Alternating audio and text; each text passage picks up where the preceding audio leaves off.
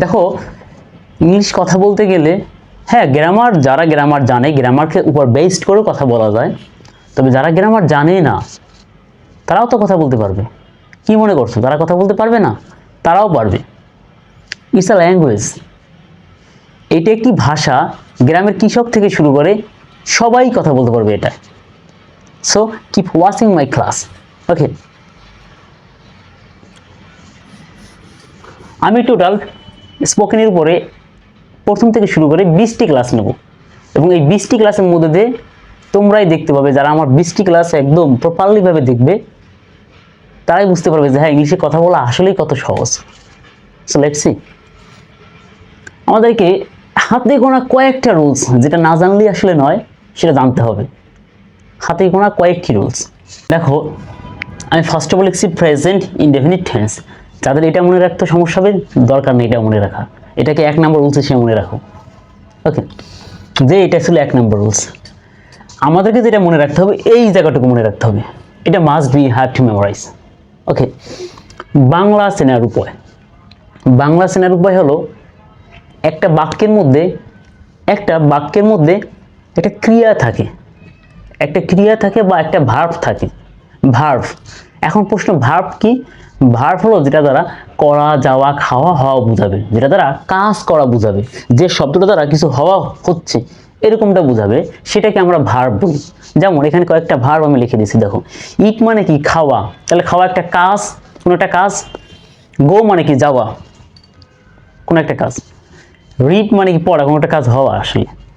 Walk হাঁটা, read মানে কি? পড়া। নো মানে জানা। লাইক মানে পছন্দ করা। রাইট মানে লেখা।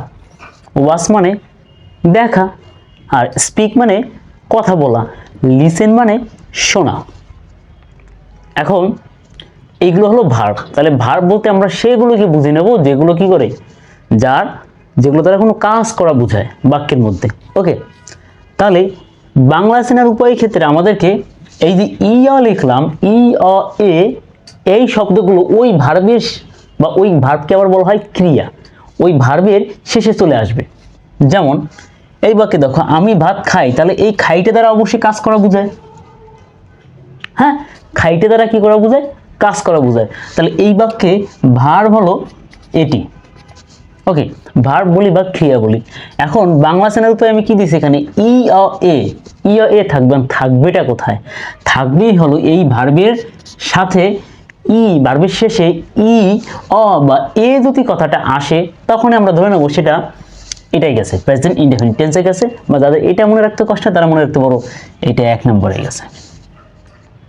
ওকে, তো সেক্ষেত্রে আরেকটা কথা আমাদেরকে মাথায় রাখতে হবে, সেটা হলো এইটা দ্বারা বোঝায় আসলে এই যে আমি ভাত খাই বা আমি যে এক্সাম্পলগুলো এখন দিব, এটা দ্বারা বোঝাবে হলো এই বর্তমান সময়ে আমি যে কাজগুলো করি বা বর্তমানে যে সচরাচর যে কাজগুলো করি, এই সকাল থেকে সন্ধ্যা পর্যন্ত প্রতিদিন আমরা যে কাজগুলো করি, সচরাচর যে কাজগুলো করি বা ডেইলি, সেটা মূলত এই 1 নম্বর রুলস বা আমি তো বলি প্রেজেন্ট ইনডেফিনিট টেন্স এটার মধ্যে আসবে। বোঝা গেছে কথা? যেমন আমি বলছি আমি ভাত খাই, ভাত তো প্রতিদিন খাই, তাহলে কি এটা নিয়মিত একটা কার্য, ডেইলি কাজ। তাহলে বাংলা চেনার উপায়, বাংলা ক্রিয়ার শেষে ই অ এ আসবে, তাহলে এইটা হলো ক্রিয়া বা ভার্ব। আবার বলছি ভার্বকে আবার কি বলা হয়? ক্রিয়া বলা হয়। ওকে, তাহলে খাই, তাহলে ই চলে আসলো, খাই, ই আছে তো এখানে। তাহলে আমরা দেখলাম যেহেতু ক্রিয়ার শেষে ই কথাটা আছে, তাহলে এটা হবে কি 1 নম্বর রুলস অথবা প্রেজেন্ট ইনডেফিনিট টেন্স। তাহলে আমরা বলতে পারলাম এটা প্রেজেন্ট ইনডেফিনিটে গেছে। আমি আরেকটা एग्जांपल দেই।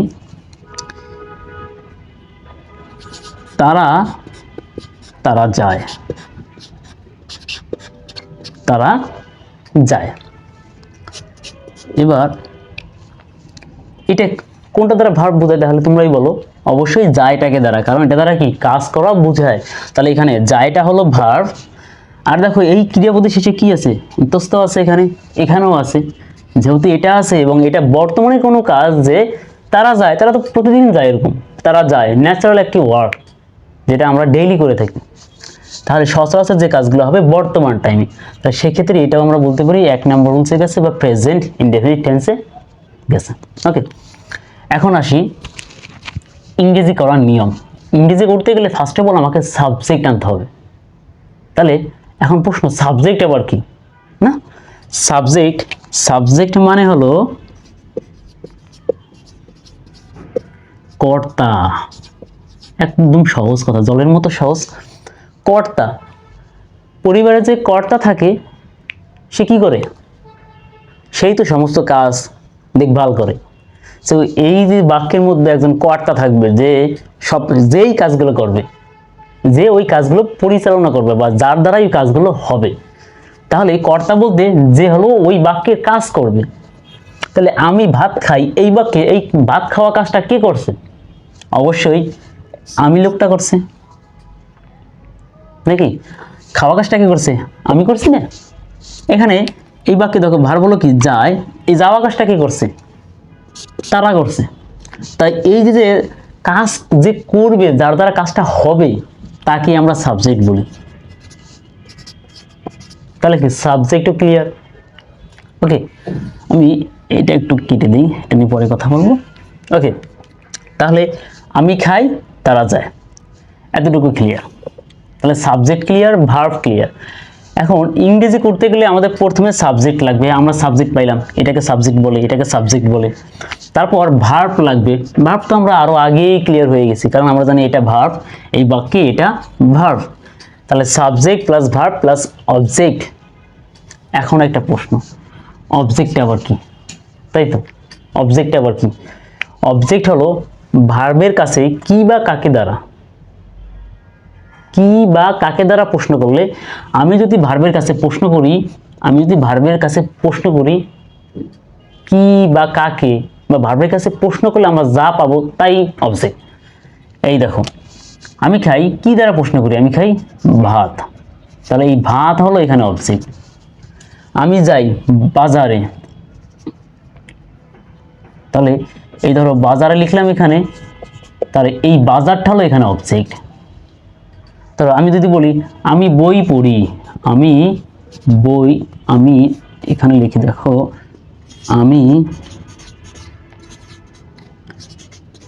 বই পড়ি, তাহলে আমি তো সাবজেক্ট আমরা জানি, কারণ এই কাজটা করছে বাক্যের পড়া কাজটা। পড়ি হলো ভার্ব, এটাও আমরা জানি। তাহলে আমি পড়ি, ভার্বের কাছে প্রশ্ন করো কি পড়ি, কি পাও? বই পাও না? তাহলে এই ভার্বের কাছে প্রশ্ন করলে যাকে পাওয়া যাবে সেই হবে অবজেক্ট। ক্লিয়ার কথা? এখন আমরা আসি, তাহলে আমরা দেখলাম সাবজেক্ট চিনলাম, ভার্ব চিনলাম, অবজেক্টও চিনলাম। ওকে, এখন আমরা এটাকে দেখো ইংলিশে কিভাবে করতে হয়। এই আমি ভাত খাই, এটাকে আমরা এখন করে দেবো। তাহলে ফার্স্টে আমি কি বসাবো? আমরা জানি সাবজেক্ট বসাবো। তাহলে আমি এর সাবজেক্ট কি, মানে সরি, আমি এর ইংলিশ কি? আমির ইংলিশ হলো আই, দিলাম আই। এরপর কি দিতে হবে? আমার একটা ভার্ব দিতে হবে। তাহলে ভার্ব হলো কি? এখানে খাওয়াটা হলো ভার্ব। তাহলে খাওয়া ইংলিশ কি? এই ইট মানে হলো খাওয়া। তাহলে আমি খাই, আই ইট। আমি খাই, কি খাই? আমি খাই, বাকি আছে কি? তাহলে অবজেক্ট। বারবার কাছে প্রশ্ন করলাম, বাকি আছে অবজেক্ট, তাহলে বসাই দিই অবজেক্ট। আই ইট রাইস, আমি খাই ভাত। তাহলে হয়ে গেল ইংলিশ। তো তোমাকে কেউ বলো তুমি কি খাও? I eat rice, I eat rice, একটা ইংলিশ হয়ে গেল। এবার এখানে দেখো আমি ভাত খাই না, ধরো এখন তুমি বলবো আমি ভাত খাই না, অন্য কিছু খাও। আমি কেক খাই, পিঠা খাই। তাহলে ভাতের জায়গায় আমি দিলাম পিঠা খাই, তাহলে কি দিতে পারো এই জায়গাটায়? কেক, আমি পিঠা খাই। এখন এই জায়গাটা শুধু কেক না, তোমার ইচ্ছা মতন তুমি অনেকগুলো শব্দ বসাতে পারো। এই যে I eat cake, I eat biscuits. Okay, তোমার ইচ্ছা মতন তুমি যেটা ইচ্ছে সেটাই বসাতে পারবে। I eat fruit, I eat mango. এবার আসি তারা যায়। তাহলে এই বাক্যের সাবজেক্ট কি? আমাদের কি দেখো, ফার্স্ট অফ অল সাবজেক্ট আনতে হবে। তাহলে সাবজেক্ট এখানে কি? তারা। তারা ইংলিশ আমরা জানি দে। তারা ইংলিশ হলো কি? দে। তারা, তারা যায়, তাহলে দে। তারপর কি আনতে হবে? ভার্ব। ভার্ব হলো যায়। যায় ইংলিশ কি? গো। কারণ আমি এখানে লিখে দিচ্ছি দেখো, গো মানে হলো কি? যাওয়া। তাহলে তারা যায় মানে কি? দে গো। এবার যদি বলি তোমরাই পারবা, দেখো আমি যাই, তাহলে কি হবে? আমি যাই হলো আই গো। এরপর আমি বই পড়ি, আমি বই পড়ি। তাহলে দিলাম সাবজেক্ট কি হবে, প্রথম সাবজেক্ট দিতে হবে তোমাকে। তাহলে সাবজেক্ট কি আছে, আই দিলাম। পড়ি, পড়া অর্থে কি হবে, আই রিড, কারণ পড়া হলো কি, রিড ওখানে লেখা আছে দেখো, তাহলে পড়া হলো রিড দিলাম। তাহলে আই রিড, বাকি আছে কি অবজেক্ট। অবজেক্ট বলতে বারবার কাছে প্রশ্ন করলে অবজেক্ট পাবে, যে আমি পড়ি, কি পড়ি, বই পড়ি, আমি বই পড়ি। এখন এই জায়গাটায় যদি আমাকে বলে এই বইয়ের জায়গায় আমি বই পড়বো না, আমার বই পড়তে ভালো লাগে না, অন্য কিছু পড়বো, একটা পয়েম পড়বা, তার আই রিড পয়েম, আমার পয়েম ভালো লাগে না, তাহলে আমি এখন নিউজ পেপার পড়বো, তাহলে আই রিড নিউজ পেপার, আমি এখন নিউজ পেপার পড়ি। ওকে, তাহলে এই জায়গাটায় এখন তোমার মতো করে শব্দগুলো বসাতে হবে বেশি বেশি, তাহলে দেখবো হয়ে গেছে। তাহলে I read poem, I read newspaper, okay, I read a paragraph, এরকমভাবে বাক্য তৈরি করতে হবে। এখন হলো সে খায়, বাক্যে কর্তা কি, কর্তা হলো সে, তাহলে এই সাবজেক্ট, আর খায়টা হলো কি কাজ করা বোঝায়, তাহলে এই হলো ভার্ব। তাহলে সাবজেক্ট এবং ভার্বটাকে আমরা পেয়ে গেলাম। তাহলে আমরা এখন বসাই, সে খায় না, তাহলে দেখো লাস্টে অন্তস্থ আছে, তাহলে এটা কি হবে, প্রেজেন্ট ইনডেফিনিট হবে, এবং এটা দ্বারা কি বর্তমানে কোনো কাজ করা বোঝায় না, যে সে খায় বর্তমানে একটা ন্যাচারাল, যে একটা আমরা প্রতিনিয়ত যেটা করি। তাহলে সে খায়, আমরা দিলাম সাবজেক্ট, সে ইংলিশ কি হি, খায়, খায় ইংলিশ হলো কি, আমরা জানি ভার্ব দিতে হবে ইট, হি ইট, কিন্তু হি ইট দিলে এই ক্ষেত্রে হবে না। কেন হবে না, এই এক নম্বর রুলস বা যদি বলে প্রেজেন্ট ইনডেফিনিট টেন্সের ক্ষেত্রে সাবজেক্ট যদি থার্ড পারসন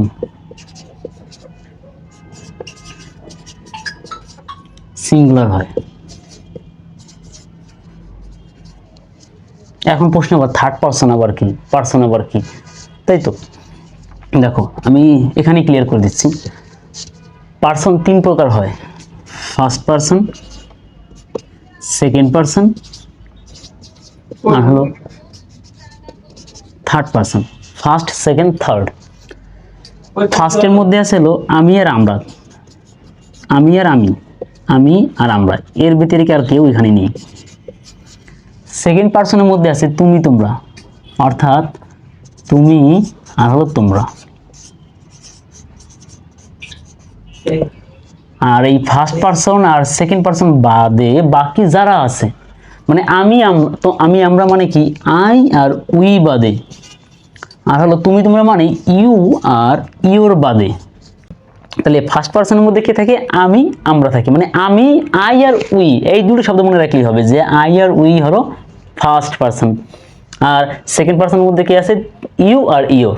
তাহলে থার্ড পারসন কারা কারা, থার্ড পারসন হতে পারে দেখো এই দুটো, এই আই উই আর ইউ ইউর বাদে, তাহলে দে হতে পারে, দে মানে কি তারা, হি হতে পারে, সি হতে পারে, সি মানে তিনি, দে হি সি, কারো নাম যেমন যে কারো নাম, করিম রহিম, এই। তাহলে ফার্স্ট পারসন একদম সহজ মনে রাখা, আমি আই আর উই হলো ফার্স্ট পারসন, ইউ আর ইউ হলো সেকেন্ড পারসন, আর থার্ড পারসন হলো কি দে হি সি, করিম রহিম, মানে করিম রহিম বলতে যে কারো নাম আসলে।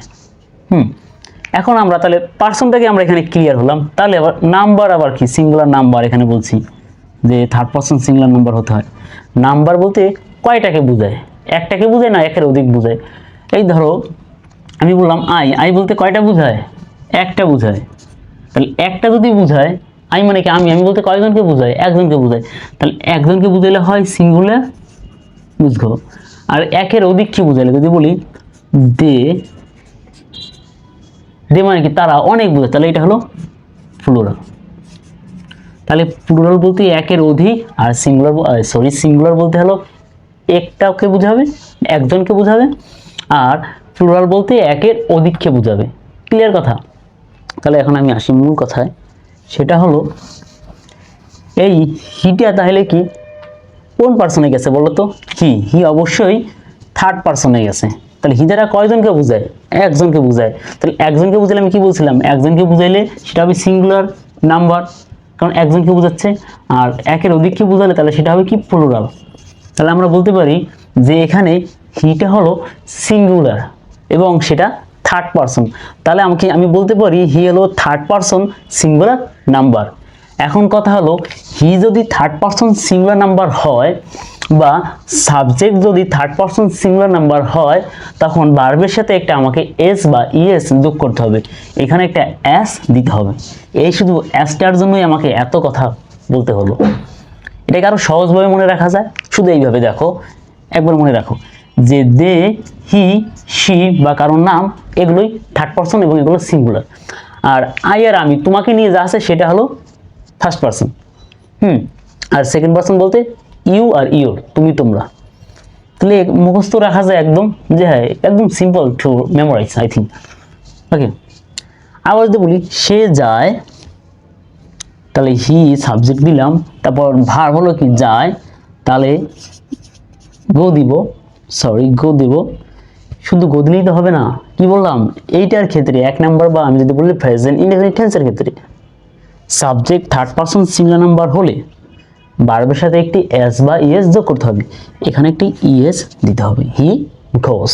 তাহলে সে যায়, সে পড়ে, সাবজেক্ট হি, পড়া ইংলিশ কি রিড, দিলাম রিড।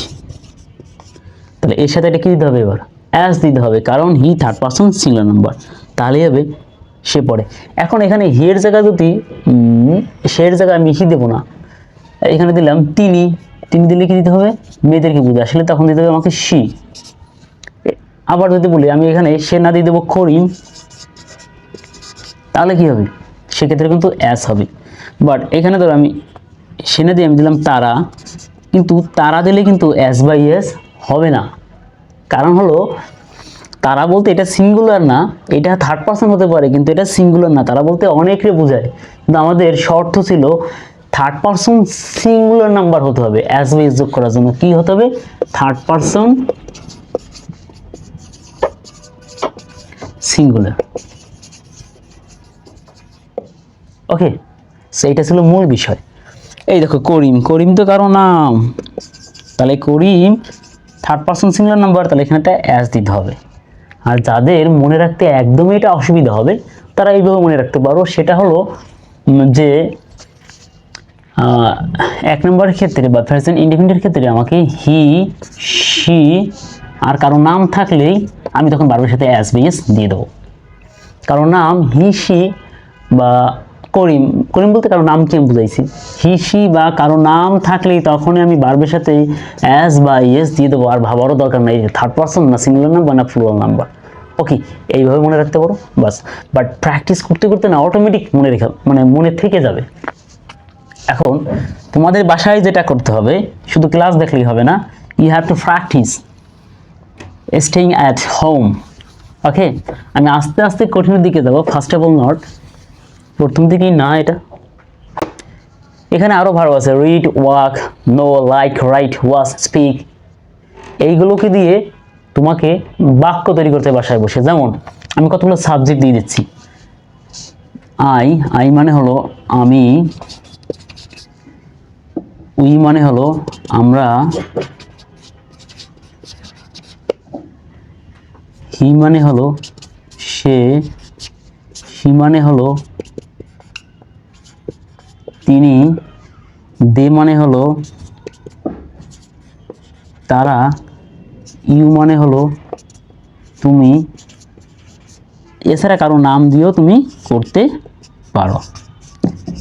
এরকম সাবজেক্টে এদের আনবে I, we, he, she, they, you.